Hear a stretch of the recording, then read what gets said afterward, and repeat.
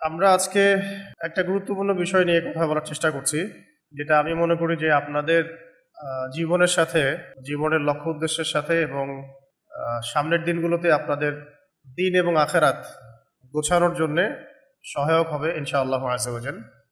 সূরা জারিয়াতের ৫৬ নম্বর আয়াত আল্লাহ রাব্বুল আলামিন এখানে ইরশাদ করেছেন, ওয়ামা খলাকতুল জিন্না ওয়াল ইনসা ইল্লা লিয়াবুদুন। আমি জিন জাতি আর মানব জাতিকে শুধু আমার ইবাদত করার জন্যই সৃষ্টি করেছি। জিন জাতি আর মানব জাতিকে আমি শুধু আমার ইবাদত করার জন্যই সৃষ্টি করেছি, অন্য কোনো কারণে সৃষ্টি করি নাই। জিন জাতির অস্তিত্ব আমাদের মেডিকেল সায়েন্স হয়তো স্বীকার করবে না, আপনারা যে প্যাটার্নে পড়াশোনা করছেন তারাও হয়তো স্বীকার করবে না। আল্লাহ রাব্বুল আলামিন অভ্রান্ত সত্যের উৎস, যেই কিতাবের মধ্যে কোনো সন্দেহ নাই, লা রাইবা ফি হুদাল লিল মুত্তাকিন, যেই কিতাবে কোনো বিকৃতি আসতে পারবে না। ইন্না নাহনু নাযালনা যিকরা ওয়া ইন্না লাহু লাহাফিজুন, আল্লাহ পাক বলেছেন আমি কোরআন নাজিল করেছি, আমি হেফাজত করব। সেই কিতাবের মধ্যে আল্লাহ পাক বলেছেন, ওয়ামা খালাকতুল জিন্না ওয়াল ইনসা ইল্লা লিয়াবুদুন। আমি জিন জাতীয় সৃষ্টি করেছি, মানব জাতীয় সৃষ্টি করেছি শুধু আমার ইবাদত করার জন্য। এখন বর্তমান বিশ্ব, মেডিকেল সায়েন্স, ইঞ্জিনিয়ারিং, জিনের অস্তিত্ব বিশ্বাস করুক বা না করুক, আল্লাহ পাক বলেছেন জিন জাতি আছে এবং আমি তাদেরকে সৃষ্টি করেছি আমার ইবাদত করার জন্য, ঠিক যেমন তোমাদেরকে সৃষ্টি করেছি আমার ইবাদত করার জন্য। জিন জাতিকে আল্লাহ রাব্বুল আলামিন সৃষ্টি করেছেন, এটা ব্যাখ্যা করেছেন, বর্ণনা করেছেন। সূরা জিন নামে আলাদা সূরাও নাজিল করেছেন, সূরা জিন নামে আলাদা সূরাও নাজিল করেছেন। কুল উহিয়া ইলাইয়া আন্নাহু ইসতামা'a নাফারুম মিনাল জিন ফাকালু ইন্না সামি'না কুরআনান আজাবা। এইভাবে সূরা জিন শুরু হয়েছে।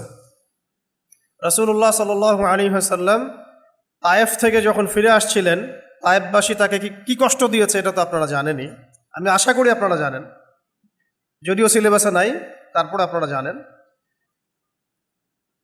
তায়েফবাসীর যন্ত্রণাদায়ক সেই যে ব্যবহার, অপমান, সেখান থেকে রক্তাক্ত হয়ে ফিরে আসার পথে নাখলা নামে একটা জায়গা ছিল, নাখলা উপত্যকা, কারনুল মঞ্জিল বলা হয়। ওই জায়গায় নবী সাল্লাল্লাহু আলাইহি ওয়াসাল্লাম রাতের বেলা তাহাজ্জুদের নামাজ পড়ছিলেন এবং এই নামাজে তিনি কোরআন তেলাওয়াত করছিলেন। এই কোরআন তেলাওয়াত শুনে জিনদের একটা দল ইসলাম কবুল করেছে। এই কোরআন তেলাওয়াত শুনে জিনদের একটা দল ইসলাম কবুল করেছে। মানুষকে দাওয়াত দেওয়ার জন্য নবী সাল্লাল্লাহু আলাইহি ওয়াসাল্লাম তায়েফে গিয়েছেন, মানুষেরা ইসলাম কবুল করে নাই, কিন্তু নবী সাল্লাল্লাহু আলাইহি ওয়াসাল্লামের তেলাওয়াত শুনে জিনেরা ইসলাম কবুল করেছে। তাই আমরা দিনের কাজ করতে থাকলে ইম্প্যাক্ট কোথায় পড়বে এটা নিয়ে আমাদের এত উদ্বিগ্ন হওয়ার কিছু নাই।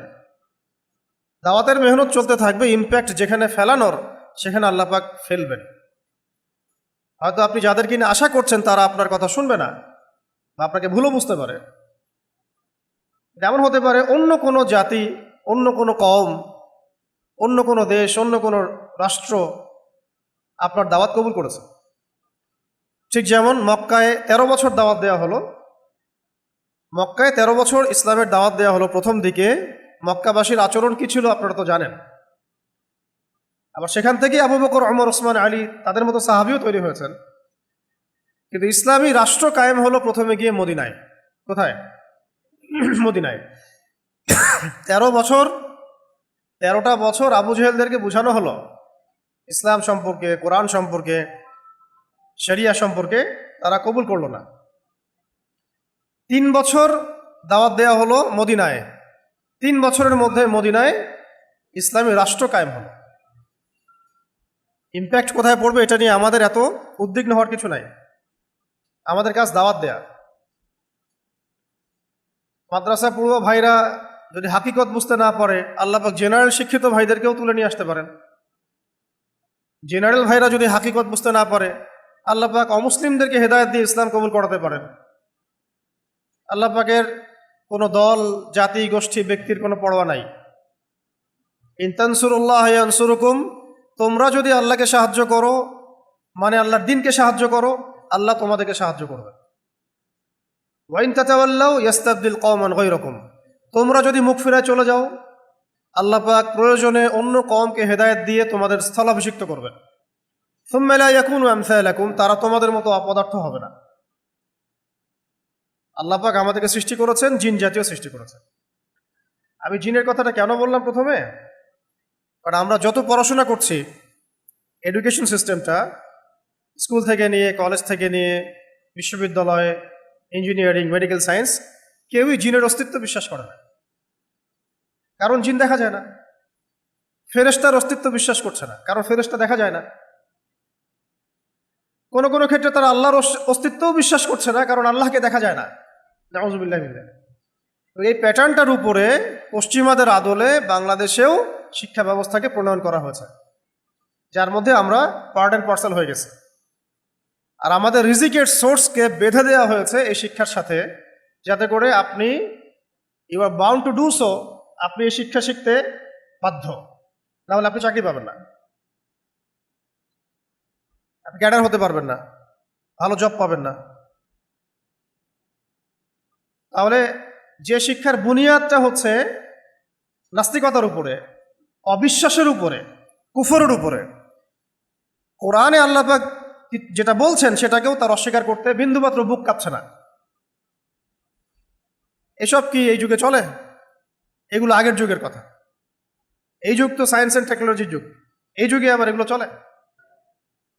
সূরা আর রহমানের মধ্যে আল্লাহ রাব্বুল আলামিন 31 বার একটা কথা রিপিট করেছেন, 31 বার একই আয়াত রিপিট করেছেন, ফাবিআইয়ি আলাই রাব্বিকুমা তুকাযিবান। 31 বার একটা আয়াত রিপিট করার অর্থ হচ্ছে আল্লাহ রাব্বুল আলামিন খুব জোর দিয়ে কিছু বলতে চাচ্ছেন। ফাবিআইয়ি আলাই রাব্বিকুমা তুকাযিবান, একটা একটা করে নেয়ামত স্মরণ করিয়ে দেওয়া হচ্ছে এবং বলা হচ্ছে তোমরা দুই জাতি কোন কোন নেয়ামতকে অস্বীকার করবা। তোমরা দুই জাতি বলতে এখানে ওই যে ওয়ামা খালাকতুল জিন্না ওয়াল ইনসা ইল্লা লিয়াবুদুন, জিন জাতি আর মানব জাতিকে বলা হচ্ছে যে তোমরা দুই জাতি তোমাদের রবের কোন কোন অনুগ্রহকে অস্বীকার করবে।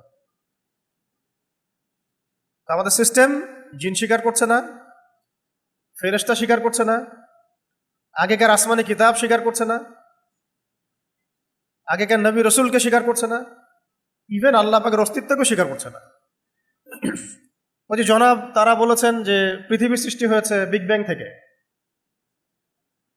তাই না? যাদেরকে এই সিস্টেমে পূজা করা হয়, পূজনীয় ব্যক্তিত্ব তারা বলেছে পৃথিবীর সৃষ্টি হয়েছে বিগ ব্যাং থেকে। এর আগে সব একটা বিন্দুর মধ্যে ছিল, ওখান থেকে মহা এক্সপ্লোশন হয়েছে, তারপরে সময়ের আবর্তনে আস্তে আস্তে আস্তে আস্তে এইভাবে সৃষ্টি হয়েছে। এখানে কোনো ইলাহ নাই, কোনো খালেক নাই। তার মানে এই শিক্ষা ব্যবস্থার বুনিয়াদটা হচ্ছে শিরকের উপরে। স্যাররা থাকলে মাইন্ড করেন না, এটা বাস্তবতা। শিক্ষা ব্যবস্থার বুনিয়াদটা হচ্ছে শিরকের উপরে। আল্লাহ রাব্বুল আলামিন সূরা আম্বিয়ার মধ্যে বলেছেন, কোন সূরায়?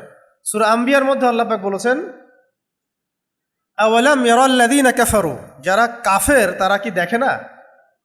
দেখে না মানে তারা কি উপলব্ধি করতে পারে না? আওয়ালাম ইয়ারাল্লাযীনা কাফারু আন্নাস সামাওয়াতি ওয়াল আরদা কানাতা রাতকান ফাফাতাকনাহুমা, কাফেররা কি লক্ষ্য করে দেখে না বা বুঝতে পারে না যে আসমান সমূহ, মহাবিশ্বের কনসেপ্ট আমরা পাইছি কবে? আল্লাহ রাব্বুল আলামিন 1400 বছর আগে বলেছেন আসমান সমূহ, অনেকগুলো আসমান এবং এই জমিন পৃথিবী একটা বিন্দুর মধ্যে কেন্দ্রীভূত ছিল। কানাতা রাতকান ফাফাতাকনাহুমা, আল্লাহ পাক বলছেন এরপরে আমি উভয়কে পৃথক করে দিলাম।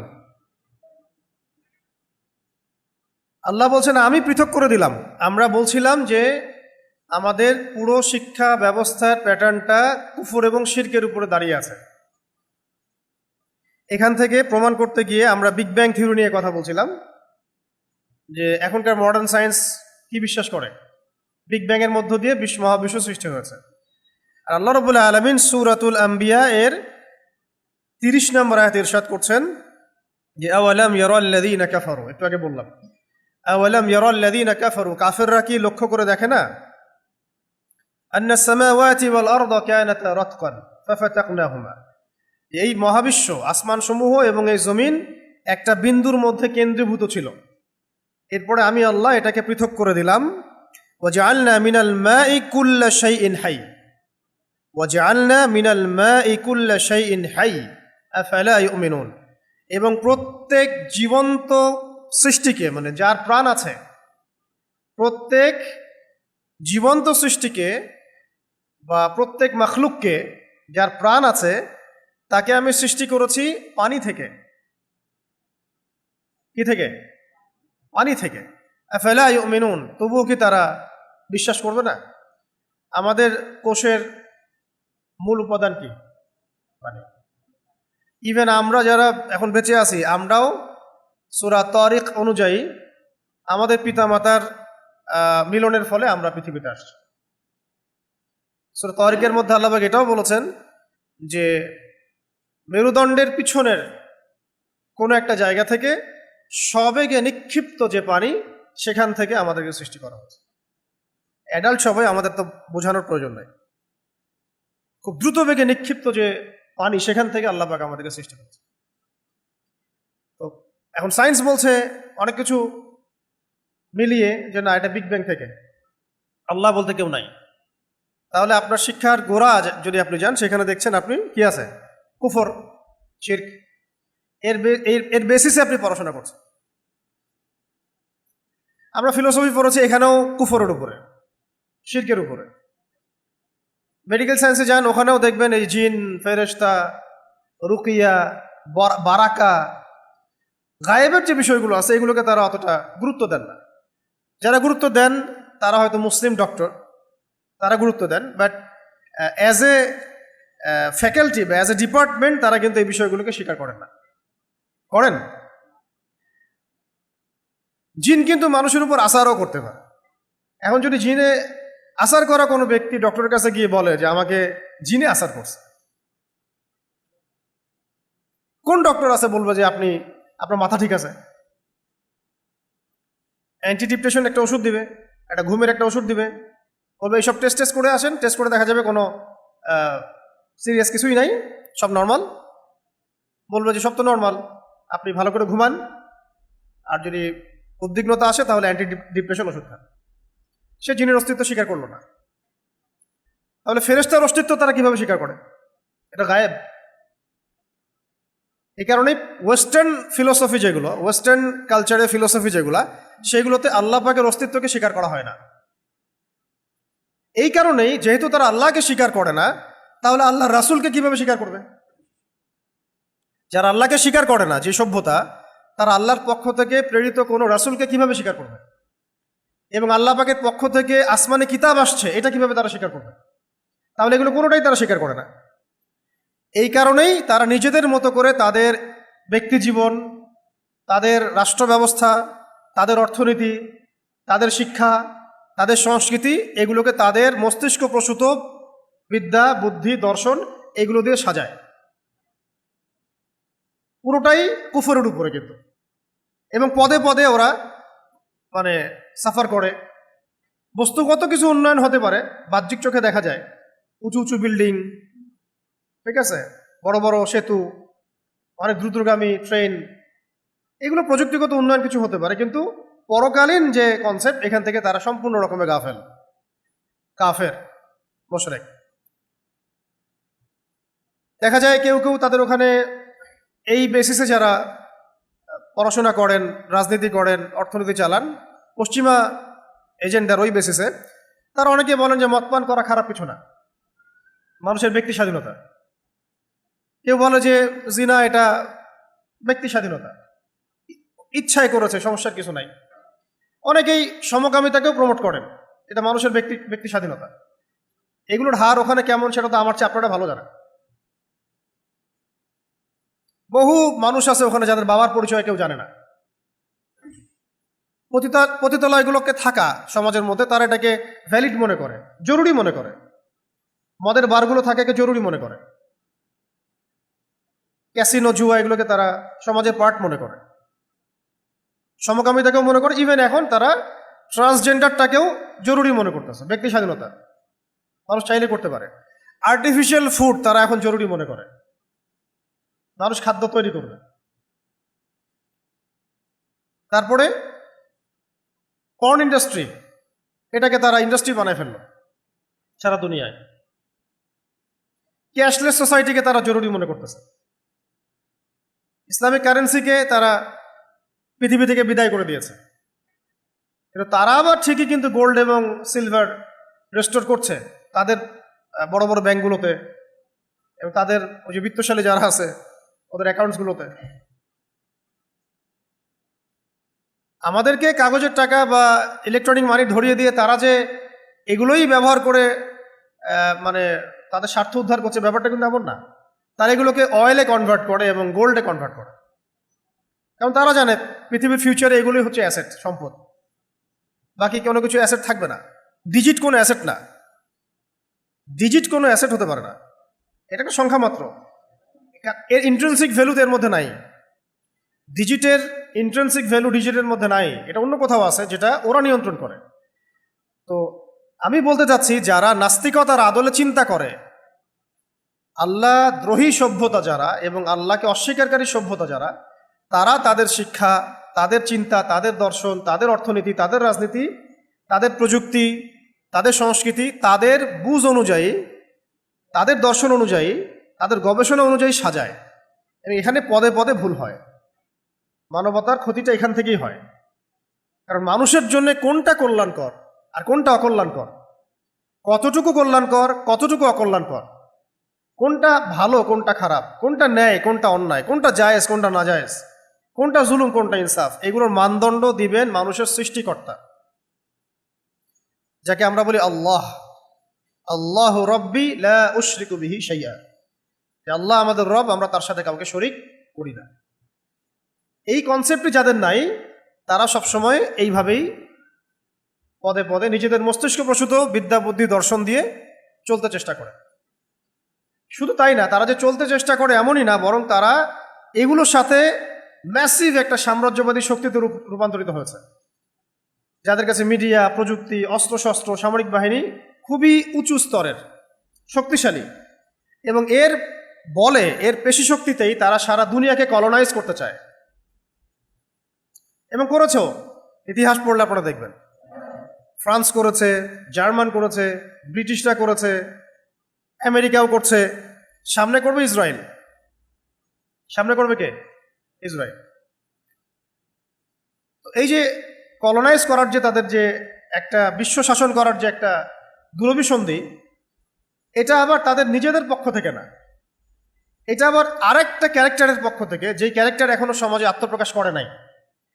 তারা যে নিজেরা নাস্তিক হয়ে সবাইকে নাস্তিক বানাতে চায় বা আল্লাহদ্রোহী বানাতে চায়, এর একটা উদ্দেশ্য আছে। তারা আল্লাহ এর কনসেপ্ট থেকে মানুষকে বের করে, মানব জাতিকে বের করে অন্য কারো ইবাদত করাতে চায়। ওই সত্তার নাম হচ্ছে মসিহুদ দাজ্জাল, যে এই বিশ্বে আত্মপ্রকাশ করবে এবং তার ফলোয়ারদেরকে নিয়ে সে এই বিশ্বকে শাসন করবে। সব কিছু একটা চেইনের মধ্যে গাঁথা আছে। এই যে শিক্ষা ব্যবস্থার মধ্যে ইসলাম নাই, এর সাথেও দাজ্জালের কানেকশন আছে। অর্থনীতির মধ্যে ইসলাম নাই, সুদ দিয়ে ভর্তি, এর সাথেও দাজ্জালের এবং দাজ্জালের অনুসারীদের কানেকশন আছে। রাজনৈতিক ক্ষেত্রে যে ইসলাম নাই, আল্লাহ বিরোধী তন্ত্রমন্ত্র দিয়ে ভর্তি, এর পিছনেও দাজ্জালীয় সভ্যতার কানেকশন আছে। সবকিছু একটা চেইনে গিয়ে মিলে যায়। এই জালেমরা, আল্লাহদ্রোহীরা, খাস করে জায়নিস্টরা সারা দুনিয়াকে ওদের করতলগত করতে চায় অন বিহেভ অফ দাজ্জাল। এই কনসেপ্টটা যারা বুঝেন না, তারা অর্থনীতি নিয়ে হাতড়ে ফিরেন, রাজনীতি নিয়ে হাতড়ে ফিরেন, সোশিয়োলজি নিয়ে হাতড়ে ফিরেন, এই ফিলোসফি, ওই ইস্যু, এই টেবিল টক, এই টক শো, এইভাবে আপনারা সময় নষ্ট করেন, কিন্তু মূল জায়গায় যাইতে পারেন না যে এগুলো ঘটতেছে না, ঘটানো হচ্ছে। এগুলো কাকতালীয় না, এগুলোর একটা সুদূর প্রসারী উদ্দেশ্য আছে। মসিহুদ দাজ্জালের কনসেপ্ট যে বুঝবে না এবং আখিরুজ্জামান সম্পর্কে যার ধারণা নাই, সামনের বিশ্বে যা হতে যাচ্ছে এই সম্পর্কে যাদের ক্লিয়ার কনসেপ্ট নাই, তারা সমস্যার সমাধান খুঁজে পাবে না, খালি প্রবলেমের ডালপালা ধরে হাতড়ে ফিরবে অন্ধকারের মধ্যে। মনে হয় এটা প্রবলেম, মনে হয় এটা প্রবলেম, এই প্রবলেম ওইখানে। ওইটা হলো প্রবলেমের বৈশ্বিক শেকড়। আর এই প্রবলেমের বৈশ্বিক শেকড়ের আঞ্চলিক অনেক শাখা প্রশাখা আছে, যার মধ্যে আমাদের প্রতিবেশীদের যে সমস্যাগুলো, এগুলো আঞ্চলিক সমস্যা। এই সমস্যাগুলোও ওই বৈশ্বিক শেকড়ের সাথে কানেক্টেড। কারণ কোরআন বলছে যে ইহুদি এবং খ্রিস্টানরা একে অপরের বন্ধু, তোমরা ওদেরকে বন্ধুরূপে গ্রহণ করো না। কোরআন বলছে যে মুমিনদের সাথে সবচেয়ে বেশি শত্রুতা পোষণ করে ইহুদিরা এবং মুশরিকরা, ইহুদিরা এবং মুশরিকরা, আপনার প্রতিবেশীরা। এই জন্যই কানেকশনগুলো বুঝতে হবে কোরআন থেকে।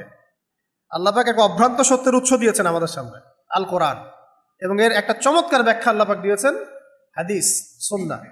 এই দুইটাকে সমন্বয় করে সাহাবায়ে কেরামদের বুঝ অনুযায়ী যারা যারা দিনকে বুঝবে এবং প্রবলেমগুলোকে সলভ করার চেষ্টা করবে, তারা ইনশাল্লাহ সমাধান পাবে, আর কেউ পাবে না, আর কেউ না। এবং সমাধান পাওয়ার পরে ওই সমাধানটাকে সমাজে বাস্তবায়ন করার জন্যে আমাদের লাগবে মানুষ, মুমিন, মুসলিম, মুত্তাকি, মুহসিন মানুষ লাগবে। এই মানুষগুলো শুধু মাদ্রাসার হবে জরুরি না। এই মানুষগুলো মাদ্রাসার, জেনারেল শিক্ষিত, army officer, BGB, RAB, police, বিভিন্ন জায়গা থেকে হতে পারে।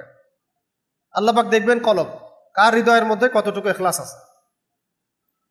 ইখলাসের সাথে, ধৈর্যের সাথে এবং তাওয়াক্কুলের সাথে যখন কোনো কাজ করা হয়, পাহাড়ের মতো কঠিন কাজও আল্লাহ সহজ করে দিবেন ইনশাআল্লাহ। এই মানুষগুলোকে দরকার, এবং এই মানুষগুলোর মধ্যে যোগ্যতা দরকার। তারপরে দরকার জামাআ, মানে ঐক্য, দরকার নেতা, নেতৃত্ব, দরকার সামউ ওয়া তাআ, শুনলাম মানলাম এমন আনুগত্য, এবং দরকার তাবলীগ, তাসকিয়া। তাবলীগ মানে প্রচার, তাসকিয়া মানে আত্মশুদ্ধি, এবং দরকার দাওয়াতের সাথে জিহাদ, দাওয়াতের সাথে জিহাদ। আল্লাহ পাক চাইলে তো এক মুহূর্তের মধ্যে ভূমিকম্প দিয়ে বাংলাদেশকে ধ্বংস করে দিতে পারেন, পারেন না? এক হুকুমের বিষয় খালি। ইতিপূর্বে আল্লাহ পাক নূহ আলাইহিস সালামের কওমকে ধ্বংস করেছে, আদ জাতি মহাশক্তিশালী ধ্বংস করেছে, সামুদ তাদেরকে ধ্বংস করেছে। এই মুহররম মাসে আল্লাহ পাক ফিরআউনকে সদল বলে ডুবায় মারছে। ফিরআউন তো বলেছিল আনা রব্বুকুমুল আ'লা, আমি তোমাদের মহান রব, নাউযুবিল্লাহ। আল্লাহ পাক তাকে তার সেনাবাহিনী সহ টেনে নিয়ে আসছেন লোহিত সাগরে। ফিরআউন একা একা আসছে, ব্যাপারটা এমন না, এটা আল্লাহ পাকের মাস্টার প্ল্যান ছিল। আল্লাহ পাক টেনে নিয়ে আসছেন ফিরআউনকে সদল বলে লোহিত সাগরের ভিতরে, সদল বলে ডুবায় মারার জন্য। কেন হঠাৎ করে ফিরআউন নিয়াত করলো? একবার তো বলল, আচ্ছা তুমি মূসা বনু ইসরাইলকে নিয়ে চলে যাও, তোমরা থাকলেই সমস্যা মিশরে। একবার ব্যাঙের আযাব আসে, ফড়িংয়ের আযাব আসে, রক্তের আযাব আসে ইত্যাদি, পড়লে বুঝবেন আল কোরআন। 9টা আযাব পরীক্ষা আসছিল, আযাব পরীক্ষা না। শেষে সে বলছে, মূসা আর পারতেছি না, তুমি বনু ইসরাইলকে নিয়ে চলে যাও, এখান থেকে যাও। তো মূসা আলাইহিস সালাম বনু ইসরাইলকে নিয়ে রওনা করলেন, চলে গেলেন লোহিত সাগর, সামনে লোহিত সাগর। তখন ফেরাউনের যে বুদ্ধিজীবী যারা থাকে, রাষ্ট্র তো চালায় কিছু মানুষ না, ডিপ স্টেট। ফেরাউনের ডিপ স্টেট তাকে পরামর্শ দিচ্ছে যে এদেরকে ছাড়া যাবে না, এটাই সুযোগ, চলেন সদল বলে আক্রমণ করে এদেরকে পুরা একদম ম্যাসাকাট করে দিয়ে শেষ। তো ফেরাউন চলে গেল সদল বলে পুরা ব্যাটালিয়ন নিয়ে। মানে এখন আপনি ন্যাটোকে যেভাবে চিন্তা করেন, আপনি ইউএস আর্মিকে যেভাবে চিন্তা করেন, আপনি রাশিয়ান আর্মিকে যেভাবে চিন্তা করেন, ফেরাউন তার চেয়ে পাওয়ারফুল ছিল ওই সময়। আল্লাহ পাক বলেছেন তাদের চেয়ে শক্তিশালী কম আমি সৃষ্টি করি নাই। এখন তো প্রযুক্তিগতভাবে আপনি বলছেন যে তারা অনেক শক্তিশালী, পারমাণবিক অস্ত্র আছে ইত্যাদি। বাট ওই সময় প্রেক্ষাপটে, ওই সময় পুরো বিশ্বে তার চেয়ে শক্তিশালী কোনো ফোর্স ছিল না। এই ফোর্সটা ধাওয়া করলো নিরস্ত্র বনু ইসরাইলকে। এই বনু ইসরাইল আবার ইহুদিরা না, আবার এই বনু ইসরাইল মানে আবার মনে করবেন না যে এই ইহুদিরাই মনে হয় এগুলা। এরা জায়নিস্ট, এরা প্রকৃত ইহুদি না। এরা হচ্ছে শিশুর রক্ত চোষা, বাচ্চাদেরকে রেপ করে জবাই করে স্যুপ বানিয়ে খেয়ে ফেলা অ্যাবস্টেইন ফাইলের জায়নিস্ট ইহুদি এরা, খ্রিস্টান নাসারা। এরা ওই বনু ইসরাইল না যারা মাজলুম ছিল, জুলুমের শিকার ফেরাউনের, ওই বনু ইসরাইল না এরা। আবার যে ওই সময় বনু ইসরাইল মাজলুম, তারা দেখছে সামনে লোহিত সাগর, পিছনে ফেরাউনের বাহিনী চলে আসছে। আল্লাহ পাক টেনে নিয়ে আসছেন ফেরাউনকে তার পরিণতির দিকে। ওই সময় কিছু মানুষ বলা শুরু করেছিল বনু ইসরাইলের মধ্যে, ইয়া মূসা, হে মূসা, ইন্না লামুদরাকুন, আমরা তো ধরা পড়ে গেলাম, সামনে সাগর পিছনে ফেরাউন। তো ওই সময় মূসা আলাইহিস সালাম ব্যর্থহীন কণ্ঠে বলছেন যে কাল্লা, কখনো না, ইন্না মাইয়া রব্বি সাইয়াহদিন, আমার রব আমার সাথে আছেন, তিনি আমাকে সাহায্য করবেন। লাঠি ছুঁড়ে মারলেন, পুরো 12টা রাস্তা হয়ে গেল, বনু ইসরাইল পার হয়ে গেলেন, ফেরাউন ধাওয়া করলো, তাকে আল্লাহ পাক সদল বলে ডুবিয়ে মারলেন। ফেরাউন সেখানে যায় নাই, আল্লাহ পাক তাকে টেনে নিয়ে আসছেন সেখানে। ঠিক যেমন আজকে সারা দুনিয়া থেকে জালেমদেরকে মধ্যপ্রাচ্যে একত্রিত করা হয়েছে। পুরো দুনিয়া থেকে সবচেয়ে বড় বড় জালেম যারা, তাদেরকে আল্লাহ রাব্বুল আলামিন এই হোলি ল্যান্ডে একত্রিত করছেন। তারা মনে করছে আমরা জায়গা দখল করছি, আমরা এই মধ্যপ্রাচ্য শাসন করব, এখান থেকে দাজ্জালকে নিয়ে সারা দুনিয়া শাসন করব। এটা হবে 40 দিন মাত্র। কতদিন? 40 দিন। বাস্তবতা হচ্ছে আল্লাহ পাক সমস্ত জালেমদেরকে ওই ফেরাউন এবং তার দলবলের মতো মিডল ইস্টে হোলি ল্যান্ডে টেনে নিয়ে আসছেন, যাতে করে আল্লাহ পাক সদল বলে এদেরকে ডুবায় মারতে পারে। ওইখানে আল্লাহ পাক সাগরে ডুবিয়ে মেরেছেন, এইখানে মারবেন আল্লাহ পাক মুসলিম মুজাহিদদের হাতে। বুঝতে পারছি কথা? এটা ওয়ার্ল্ডের সামনের ফিউচার, কেউ আটকাইতে পারবে না, কেউ না। আপনার পার্লামেন্ট, আপনার বিরোধী দল, আপনার সরকারি দল, জাতিসংঘ, এই মোদি, এই আপনার ইউনাইটেড নেশনসের আন্ডারে যতগুলো সংগঠন আছে, UN, NATO, world bank, IMF, এরা কেউই এই ফিউচার আটকাইতে পারবে না, অসম্ভব এটা। যদি আমরা এগুলো পড়তাম, জানতাম, আমাদের সিলেবাসভুক্ত থাকতো, তাহলে আমাদের কনফিডেন্স লেভেলটা কোন লেভেলে থাকতো? অনেক হাই থাকতো, এবং আমরা আল্লাহ ছাড়া কাউকে ভয় করতাম না, ব্যাপক দাওয়াত দিতে পারতাম, তাবলীগ করতে পারতাম, সফর করতে পারতাম, জিহাদ করতে পারতাম, চেতনা রাখতে পারতাম, শাহাদাতের তামান্না থাকতো। এই জন্যই আমাদের শিক্ষা থেকে এগুলোকে মিটিয়ে ফেলা হয়েছে, যাতে জেনারেশন তৈরি হবে, কিন্তু এই জেনারেশন সার্ভ করবে পশ্চিমাদেরকে। জেনারেশন তৈরি হবে, কিন্তু এই জেনারেশন সার্ভ করবে তাগুতকে। এই জেনারেশন সার্ভ করবে চাকরিকে। চাকরির জন্য সে একটা মুসলিম ভাইয়ের বুকে গুলি চালাইতে পারবে, চালানোর আগে বিসমিল্লাহ বলবে, এগুলো করবে। চাকরির জন্য সে স্পষ্ট জুলুম তার পক্ষে অবস্থান নিয়ে নিতে পারবে, বলবে যে আমার কিছু করার নাই, আমি চাকরি, আমার চাকরি ভাই। কত ভাই এগুলা কথা বলেছে আমাদেরকে, ভাই কিছু করার নাই, চাকরি। তাহলে কেন আপনাকে সেই চাকরি করতে হবে, যে চাকরি আপনাকে আল্লাহ দ্রোহিতা শিখাচ্ছে, জুলুম করতে শিখাচ্ছে? সিস্টেমটা কিভাবে সাজানো হয়েছে দেখছেন? সব দিক থেকে গলায় দড়ি দেওয়া হয়েছে। ছিঁড়বেন কিভাবে দড়ি? কোরআন হাতে নিতে হবে, পড়তে হবে, গবেষণা করতে হবে, হাদিস পড়তে হবে, সিরাত পড়তে হবে, সাহাবীদের জীবনী পড়তে হবে। আল্লাহর পক্ষ থেকে তখন নূর আসবে, বসিরা আসবে, তখন এগুলো সব ছিঁড়ে ফেলে দিবেন আপনি। লা ইলাহা ইল্লাল্লাহ, কোনো দাসত্বের মধ্যে আমি নাই, শুধু আমি আল্লাহর দাস। তখন সব দায়িত্ব আল্লাহ নিয়ে নেবেন, আপনার রিজিকের, পড়াশোনার, পরিবারের, বিপদ আপদের, বালা মুসিবতের সব দায়িত্ব আল্লাহর। তখন পরীক্ষা আসবে, পরীক্ষা তো আসবেই। আপনি যত হকের পথে থাকবেন তত বেশি পরীক্ষা আসবে, যত বড় ইমানদার হবেন তত বেশি আপনি বিতর্কিত হইতে পারেন, যত বড় মুত্তাকি হবেন তত আপনার চতুর্দিক থেকে আপনার বালা মুসিবত, বিপদ আপদ আসতে থাকবে। কিন্তু প্রশান্তির জায়গা হচ্ছে যে আল্লাহ পাক আপনাকে তার নিজ রহমতের চাদরের মধ্যে ঢেকে নেবেন ইনশাআল্লাহ, এটাই। এবং সমস্ত কিছুর জন্য আল্লাহ যথেষ্ট হয়ে যাবে। হাজার চেষ্টা করে শত্রুটা কিছুই করতে পারবে না, কিছুই করতে পারবে না, সাময়িক কিছু আঘাত ছাড়া কিচ্ছু করতে পারবে না। এবং আল্লাহ পাক আপনাকে আপনার গন্তব্য, মাকসাদ হাসিল করে দিবেন ইনশাআল্লাহ। এখানে শিক্ষা আছে মুহররম মাস থেকেও। ওরা মনে করতেছে যে ওরা মধ্যপ্রাচ্য দখল করতেছে, আল্লাহ পাক ওদেরকে টেনে নিয়ে আসছেন ওই জায়গায় ধ্বংস করার জন্য। এই যে আমাদের আশপাশে যে স্লোগানগুলো উঠতেছে মাঝে মাঝে, বাংলাদেশ গিলে ফেলবো, বাংলাদেশ খেয়ে ফেলবো, রংপুর কেটে ফেলবো ইত্যাদি, স্থলপথে যদি ওরাও ঢুকে কখনো, দূর থেকে মিসাইল না মেরে, দূর থেকে কাপুরুষের মতো মিসাইল না মেরে, ইহুদিদের যেমন ইহুদি কাপুরুষদের কথা বলতেছে, ব্যাটল ফিল্ডে তো লড়ার ওদের নাই, সাহস নাই, দূর থেকে মিসাইল মেরে মেরে মেরে নিরস্ত্র গাজার মানুষদেরকে হত্যা করছে। 1 বছরে 70,000 মানুষকে হত্যা করছে, 1 বছর। এটা মানবতা বিরোধী অপরাধ হয় নাই। এগুলোকে কেউ মব বলে না, মানবতা বিরোধী অপরাধ বলে না, ওদেরকে জালেম বলে না, বলতেও ভয় পায়। আর ওদের জুলুমের চামড়া এতই মোটা যে কেউ বললে ওদের গায়ে লাগে না।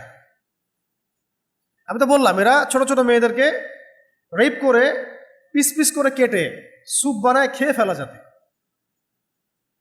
এটা হিউম্যান করতে পারে? এরকম হিউম্যান বিং না এরা। এরা যে কি আল্লাহ ভালো জানে। এটা আবার মনে করেন না যে তার অন্য কোনো এলিয়েন, ভিতর থেকে তারা মানুষের পর্যায়ে নাই, আর হায়ওয়ানের পর্যায়ে গেছে, পশু জানোয়ার, মানুষ খেকো। তো এগুলোকে মানবতা বিরোধী অপরাধ বলা হচ্ছে। আমি যেটা বলছিলাম যে বনু ইসরায়েলকে আল্লাহ পাক নাজাত দিলেন, মুসা আলাইহিস সালামকে নাজাত দিয়ে দিলেন, ফেরাউনকে তার সদল বলে ডুবাই মারলেন, আল্লাহ পাক টেনে নিয়ে আসলেন। ঠিক জালেমদেরকে আল্লাহ পাক এখানে টেনে নিয়ে আসলেন মধ্যপ্রাচ্যে। আমাদের অঞ্চলে যদি কেউ আমাদেরকে ইসলামের কারণে, তাওহীদের কারণে ধ্বংস করতে চায়, মেরে ফেলতে চায়, দখল করতে চায়, ইত্যাদি ইত্যাদি, তারা যদি কাপুরুষের মতো মিসাইল না মারে, স্থলপথে আমাদের সাথে লড়তে চায়, ওদেরকে আল্লাহ পাক টেনে নিয়ে আসবেন এই জমিনের মধ্যে কবর দেওয়ার জন্য, দাফন করার জন্য। আমি বুঝতে পারতেছি আল্লাহ পাকের মাস্টার প্ল্যান আছে সবকিছু। জমিনগুলো বরকতময়, বহু আল্লাহর ওলি, বহু আল্লাহর বড় বড় মুজাহিদ, সুফি, দরবেশ, বহু মানুষ এই জমিনগুলোতে দিনের দাওয়াতের কাজ করেছে। তাদের দোয়া আছে, এগুলো তাসির আছে, এগুলো আধ্যাত্মিক চোখ ছাড়া বুঝতে পারবেন না। বস্তুবাদী পড়াশোনা দিয়ে এগুলো বোঝা যাবে না। বস্তুবাদী পড়াশোনা আমাকে খালি সূত্র শিখাবে, ক্যালকুলেশন শিখাবে। এর বাইরে আল্লাহ পাকের নিয়ন্ত্রিত মহা জগৎ আছে, অনেক জগৎ পড়ে আছে, এগুলো সম্পর্কে আমাদেরকে এগুলো শিখাইতে পারবে না। এগুলো শিখতে হলে, জানতে হলে কোরআনের কাছেই আসতে হবে, হাদিসের কাছেই আসতে হবে। কবরের জীবন এরা স্বীকার করে না, কবরের আযাব এরা স্বীকার করে না, বলে এগুলোর কোনো বৈজ্ঞানিক ব্যাখ্যা নাই। বারজাখের জীবন এটা স্বীকার করে না, বলে এগুলোর কোনো বৈজ্ঞানিক ব্যাখ্যা নাই। রুহের জগৎ এরা স্বীকার করে না, রুহের জগতে আমরা ছিলাম, সেখান থেকে এখানে আসছি, আল্লাহ এই সিস্টেম এগুলো বিশ্বাস করে না। এলিয়েন খুঁজে বেড়ায় পৃথিবীতে, অথচ আমরা যে জান্নাত থেকে পৃথিবীতে আসছি এই কনসেপ্ট বিশ্বাস করে না। কথা বুঝতে পারছেন? এলিয়েনে বিশ্বাস করে, হুর বিশ্বাস করে না। জান্নাতে মাখলুক আছে, আল্লাহ পাক সৃষ্টি করেছেন আমাদের জন্য, বিশ্বাস করে না। পৃথিবীর সূর্যের কেন্দ্রের তাপমাত্রা কত ডিগ্রি, এগুলো নিয়ে গবেষণা করে। জাহান্নাম বিশ্বাস করে না। তাহলে বুঝতে পারছেন যে আমরা কোন কোন জায়গায় সমস্যার মধ্যে আছি। এই আদর্শিক দ্বন্দ্বটা থেকে বের হতে হবে। বের হয়ে আমরা উপকারী শিক্ষাগুলো শিখব, এটা বড় পয়েন্ট। এই কুফরি কনসেপ্টগুলো থেকে বের হয়ে উপকারী যত শিক্ষা আমরা শিখবো ইনশাআল্লাহ। তথ্যগত, প্রযুক্তিগত, মেডিকেল সায়েন্স সবই শিখবো, কিন্তু নাস্তিকতার আদলে নয়, বরং তাওহীদের আদলে। আমি বুঝাতে পারতেছি? আমরা সব শিক্ষাই শিখব, জানার জন্যও অনেক কিছু শিখতে হবে, ওদের বিষয়ে বোঝার জন্যও শিখতে হবে। শত্রুকে রিড করতে পারাটাও বিজয়ের অর্ধেক। তাই তাদেরও বিষয়গুলো আমাদেরকে জানতে হবে, শিখতে হবে, কিন্তু এটা শিরকের মানদণ্ডে না, কুফরির বেসিসে না, ঈমান এবং তাওহীদের বেসিসে। আল্লাহ পাক আমাদের সবাইকে কথাগুলো বোঝার তৌফিক দান। এখন আমাদের কাজ কি? আমাদের কাজ হলো ভাই, খুব বড় স্কেলে কথা হয়তো বলে ফেললাম, আমাদের কাজ ছোট থেকে শুরু করতে হবে, ছোট স্কেল থেকে। এটা আল্লাহ পাকের অনেক বড় দয়া যে আমরা আলহামদুলিল্লাহ মুসলিম পরিবারে অটোমেটিক জন্মগ্রহণ করেছি, তাই না? আমরা আল্লাহকে চিনি, রাসূলকে চিনি, কোরআনকে চিনি। আমাদের মূল প্রবলেম হচ্ছে আমাদের হৃদয়ের মধ্যে মরিচা পড়ছে, আমাদের কলবগুলোর মধ্যে কি পড়েছে? মরিচা পড়েছে। এই মরিচাকে দূর করা, ইমানের শক্তিকে রিচার্জ করা, বাড়ানো, এবং একটা লক্ষ্য ফিক্স করে সামনের দিকে হাঁটা। এই সর্বপ্রথম বাসায় গিয়ে কাগজ কলম নিয়ে বসতে হবে রাতের বেলা, ঠান্ডা মাথা। আমার বয়স কত? 25। আমি বাঁচতে পারি কত বছর? সর্বোচ্চ 60, সে আর কি, ফর এক্সাম্পল। আমি কি বুঝাতে পারতেছি? আমার বয়স কত? ধরেন 25 বা 30। হাইয়েস্ট কত বছর বাঁচতে পারেন আপনি? 60, 70, 80 ইত্যাদি। বাঁচে কতটুকু? এতটুকু। বিগত জীবনে কত বছর চলে গেছে? এত বছর। বিগত জীবনের হিসাবটা আগে করবেন। বিগত জীবনের মধ্যে আমি কোন কোন কোন কোন বড় পাপগুলো করেছি, কত ওয়াক্তের নামাজ পড়ি নাই, কোন কোন ক্ষেত্রে যাকাত দেই নাই, রোজা রাখি নাই, ক্যালকুলেট করে খাস তওবা, ইস্তেগফার এবং পসিবল হলে হিসেব করে করে নামাজ রোজা আদায় করা। হিসেব করে করে চেষ্টা করা, শুরু তো করা, চেষ্টা করা। অনেকে 30 বছর 40 বছর নামাজ পড়ে না, আছে না? এরপরে আমি আসি কোথায়? এই জায়গায় যদি আমার জীবন, আল্লাহ চাইলে যদি আমার জীবন 60 বছরে 70 বছরে শেষ হয়ে যায়, তাহলে আমি কত বছর হায়াত পাবো? এটা একটা ক্যালকুলেশন, অ্যাপ্রক্সিমেট ক্যালকুলেশন। তাহলে আমি যদি 25 বছর 30 বছর 40 বছর আরো বাঁচি, আমার প্ল্যানটা কি 40 বছরের? Do you have any plan? বেশিরভাগ স্টুডেন্ট বলবে নাই, আসলেই নাই। এই যে প্ল্যান করা, যে আমি 40 বছর যদি বাঁচি, লাস্টের 5-10 বছর আমি ওইভাবে অ্যাক্টিভ থাকতে নাও পারতে পারি। এবং আমরা যখন বিয়ে করব, বাচ্চা কাচ্চা হবে, চাকরিতে ঢুকবো বা ব্যবসা করব, তখন আমাদের অনেক রেসপন্সিবিলিটি আসবে। বাবা মা, স্ত্রী, সন্তান, ভাই বোন, আত্মীয় স্বজন ইত্যাদি, ওগুলো নিভাইতে হবে, আমাদেরকে হক আদায় করতে হবে। তখন আমরা অনেক বেশি ব্যস্ত হয়ে যাব। তাহলে ওই কখন পড়বো, কখন আমল করব, কখন বিয়ে করতে চাই, আমি দিনের জন্য কি করতে চাই, এবং আজকে থেকে 10 বছর পরে, 15 বছর পরে, 20 বছর পরে আমি আবু আদনান, আপনি আবদুল্লাহ, আপনি আব্দুর রহমান, আপনি নিজেকে কোন জায়গায় দেখতে চাই, এটার ক্যালকুলেশন আমাদেরকে করতে হবে, প্ল্যান। এরপরে এবং you have to dream big. মানে দিনের ক্ষেত্রে, দিন ইসলামের ক্ষেত্রে আপনাকে অনেক বড় স্বপ্ন দেখতে হবে, যে আমি শুধু গতানুগতিক মুসলিম হয়ে থাকবো, এটা আমার উদ্দেশ্য না। আমি চাইবো যে আমার পুরো জিন্দগিটা, প্রত্যেকটা দিন রাত দিনের জন্য উৎসর্গিত হোক। কথা বুঝতে পারছেন? এবং এটা যদি আমি চাই, তাহলে আমার মেহনত অনেক বেশি করতে হবে, এবং আমাকে সুস্থ থাকতে হবে, আমাকে শরীরের যত্ন নিতে হবে, মনের যত্ন নিতে হবে, আমাকে ফুড হ্যাবিট ঠিক করতে হবে, তাই না? আমার লাইফস্টাইল ঠিক করতে হবে, প্রচুর পড়তে হবে, নিয়মিত আমল করতে হবে, প্রচুর দোয়া করতে হবে, তাহাজ্জুদ পড়তে হবে, সুন্নতের উপর থাকতে হবে। আমাকে তো আমার প্ল্যান করতে হবে। এইভাবে আমি নিজেকে 10 বছর 15 বছর পরে কোন জায়গায় দেখতে চাই, এটা আমাকে এখনই ফিক্স করতে হবে। করে তাজা ওযু করে এসে 2 রাকাত নামাজ ইখলাসের সাথে পড়ে আল্লাহ পাকের কাছে তৌফিক চাইতে হবে। আল্লাহ, আমি এইভাবে প্ল্যান করেছি, আল্লাহ তুমি আমাকে তৌফিক দান করো। এরপরে আল্লাহ রাব্বুল আলামিন আপনাকে তৌফিক দিলে আল্লাহ পাক প্রত্যেকটা বিষয়ের দায়িত্ব নিজেই নিয়ে নেবেন ইনশাআল্লাহ। এরপরেও শয়তান তো বসে থাকবে না, মানুষ শয়তান, জিন শয়তান তো বসে থাকবে না। বাধা দিবে, ওয়াসওয়াসা দিবে, হতাশা আসবে, টাকা পয়সার সমস্যা আসবে। আল্লাহ পাকও পরীক্ষা করবেন আপনাকে। এমন না যে সব স্মুথ হবে, অনেক পরীক্ষা আসবে। যখনই হকের পথে আসবেন, পরীক্ষা আসবে। দারিদ্রতা দিয়ে, মানুষের সমালোচনা দিয়ে, পরিবার থেকে, সমাজ থেকে, রাষ্ট্র থেকে, বিভিন্ন জায়গা থেকে আপনাকে পরীক্ষা করা হবে। এই পরীক্ষায় যদি আমরা উত্তীর্ণ হতে পারি, ইব্রাহিম আলাইহিস সালামের মতো, হাসবি আল্লাহ ওয়া নি'মাল ওয়াকিল, তাহলে আগুন ঠান্ডা হয়ে যাবে। আগুন কি হয়ে যাবে? ঠান্ডা হয়ে যাবে। যদি পরীক্ষা উত্তীর্ণ হতে পারি মুসা আলাইহিস সালামের মতো, কাল্লা ইন্না মা'ইয়া রাব্বি সায়াহদিন, কোনো অবস্থাতেই না, আল্লাহ আমার সাথে আছেন, আমার রব, তিনি আমাকে পথ দেখাবেন ইনশাআল্লাহ। তখন সমুদ্র ভাগ হয়ে যাবে। পরীক্ষা উত্তীর্ণ হতে পারি মুহাম্মদ সাল্লাল্লাহু আলাইহি ওয়াসাল্লামের মতো, বদরের যুদ্ধ হবে, সামনে অনেক ফোর্স, আমরা 313। সাহাবায়ে কেরাম বলছেন, ইয়া রাসূলুল্লাহ, আপনি আমাদেরকে আদেশ করলে আমরা আপনার সাথে উত্তাল সমুদ্রে ঝাঁপ দিতে পারি, ব্যাস চলো, আমরা যুদ্ধ হবে। গুহার মধ্যে তিনি আছেন আবু বকর রাদিয়াল্লাহু আনহুর সাথে, উপরে কাফেররা দেখে ফেললো অবস্থা। তিনি বলছেন, লা তাহজানিন আল্লাহ মা'ানা, চিন্তা করো না, আল্লাহ আমাদের সাথে আছে।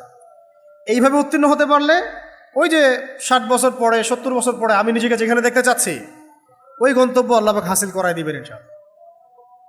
কোনো সন্দেহ নাই, এবং সন্দেহ করার কোনো অবকাশই নাই যে আল্লাহ পাক পুরো মহাবিশ্ব পরিচালনা করছেন, জান্নাতের মালিক, জাহান্নামের মালিক, আখিরাতের মালিক, দুনিয়ার মালিক, কিয়ামত দিবসের মালিক, আমাদের রিজিকের মালিক, হায়াতের মালিক। মহাবিশ্বে এত এত গ্রহ নক্ষত্র, এত এত গ্যালাক্সি, যার কোনো সীমাই নাই। এত বড় পরিসরে আল্লাহ পাক যেভাবে নিপুণভাবে তার সৃষ্টিকে পরিচালনা করছেন, সেই আল্লাহ পাক, আমি একটা ইন্ডিভিজুয়াল ব্যক্তি, আমার জীবনের এই লক্ষ্যগুলো আল্লাহ পাক অর্জন করাতে পারেন না, এটা তো হইতেই পারে না। আমাদের কাজ আল্লাহ পাকের সাথে সম্পর্ক গাঢ় করা, আল্লাহ পাকের সাথে সম্পর্ক গাঢ় করা। সেটার জন্য যা যা করার তাই করতে হবে।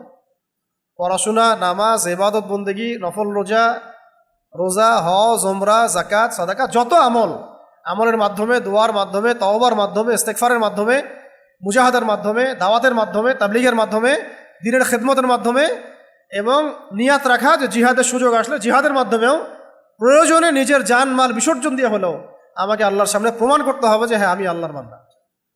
বাস এটাই আমাদের কাজ। আল্লাহ পাক আমাদের সবাইকে আমাদের এই কাজগুলো আঞ্জাম দেওয়ার তৌফিক দান করেন।